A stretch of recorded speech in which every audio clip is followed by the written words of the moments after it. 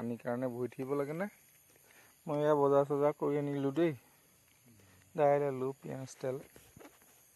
বাকী এতিয়া ৰান্ধি বাঢ়ি খুৱাব লাগে মানুহগৰাকীক, কাৰণ নিজেও খাব লাগে। ছোৱালীজনীও গা ভাল নহয়, কালিৰ পৰা জ্বৰ। নাই হোৱা। হোমিও দৰৱ খুৱাই আছোঁ, নাই হোমিও দৰৱ বন্ধ কৰি ডক্তৰে লিখি দিয়াটোহে খুৱাব লাগিব। মই গাখীৰকণ খীৰাই দিবিচোন, তাই গাখীৰ খাওঁ বুলি কৈছে ৰাতিপুৱাই শুই উঠি দেই। মই এয়া ৰান্ধিও বাঢ়োঁ খাওঁ, মানুহগৰাকীকো দিওঁ, আৰু ছোৱালীজনী দৰৱকেইটা আনি দিব লাগিব। সেয়াই আৰু আৰম্ভণি দিনটোৰ বাবে।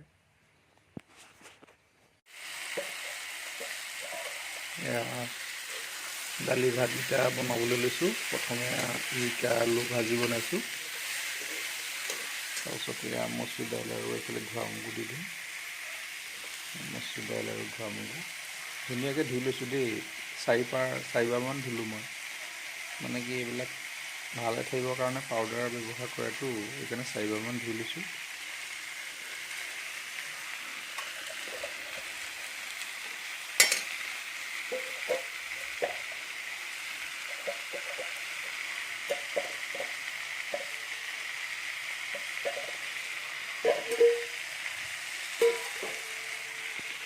তাৰপিছত ভাতকেইটা বনাম আৰু একেখনীয়া বনাম, একেখনীয়া বনাই খাবলৈ দিম।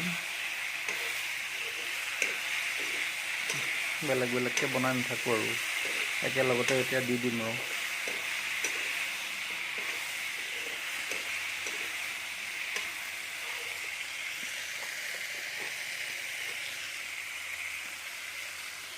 দালিখিনি দি দিম।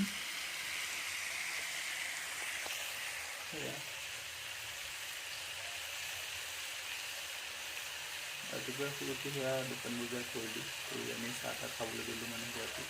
ছোৱালীজনীও জ্বৰ, তাকে দৰৱ পাতি আনি খুৱাব লাগিব।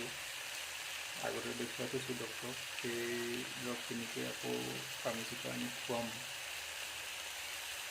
তাকে ছোৱালীও জ্বৰ, মাকো সেয়া আপোনালোকে গম পায়েই আৰু ইমান ডাঙৰ বেমাৰ এটা আৰু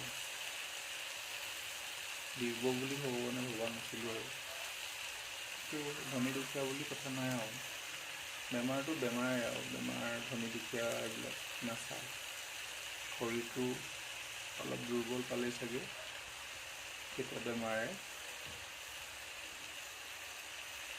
আক্ৰমণ কৰিয়ে দিয়ে আৰু, সেয়াই আৰু কিনো ক'ম।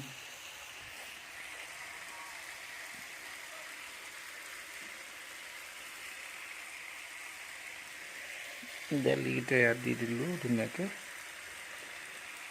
ধুই লৈছোঁ দেই, একদম মোহাৰি ধুই লৈছোঁ। এয়া মোহাৰি ধুই 3-4বাৰমান ধুলোঁ।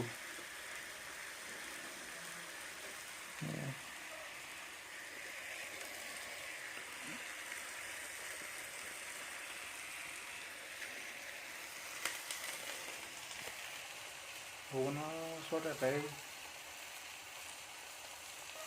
বিচাৰিছোঁ, মানুহগৰাকী সোনকালে আৰোগ্য হওক। আমাৰ পৰিয়ালটো মানে ধন টকা পইচা এগাল নালাগে, খাই বৈ থাকিব পৰাকৈ নিজৰ কামখিনি নিজে শৰীৰটো সুস্থ ৰাখি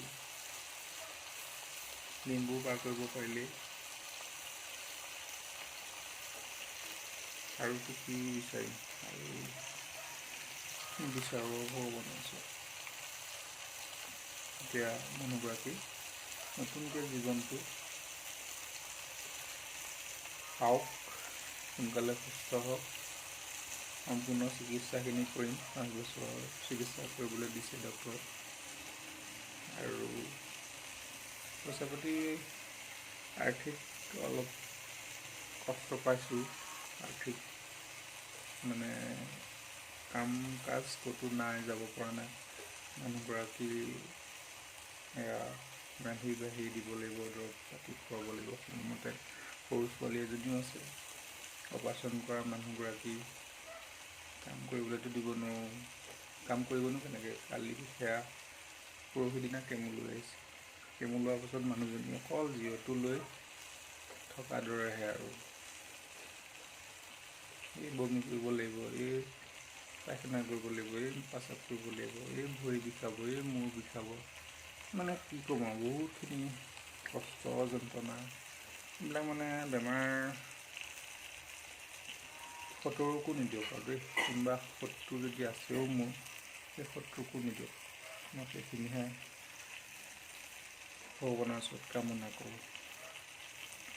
বহুত কষ্ট, মৰি মৰি জীয়াই থাকিবলগীয়া হয়। মই নিজে দেখিছোঁ মানুহগৰাকীৰ লগত কিমান কষ্ট পাইছে মানুহগৰাকীয়ে।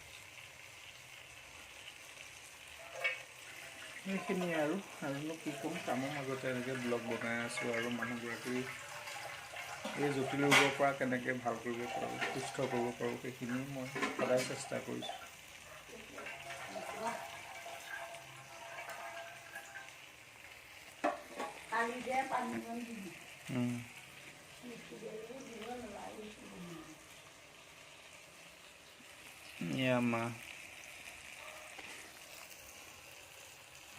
মা দেউতাই বহুত কষ্ট কৰিছে। ঘৰখন মই মা দেউতাকে দি থৈ যাওঁ। মা দেউতাই এই বৃদ্ধ কালত ইমান কষ্ট কৰিব লগা হৈছে। আমি সুখতহে ৰাখিব লাগে মা দেউতাক এতিয়া, কিন্তু মা দেউতাই এতিয়া আমাৰ কাৰণে ঘৰখনৰ গোটেই কামবোৰ, গৰু ছাগলীৰ পৰা ধৰি ঘৰখনৰ কিমান কাম থাকে আপোনালোকে জানি, গোটেইখিনি দায়িত্ব দি আমি গুচি যাব লগা হৈছে। বহুত কষ্ট হৈছে, কষ্টৰ ফলখিনি আমি মিঠা পালেই হয় আৰু ভগৱানৰ ওচৰত সেইখিনি প্ৰাৰ্থনা কৰিছোঁ। সেইখিনি আৰু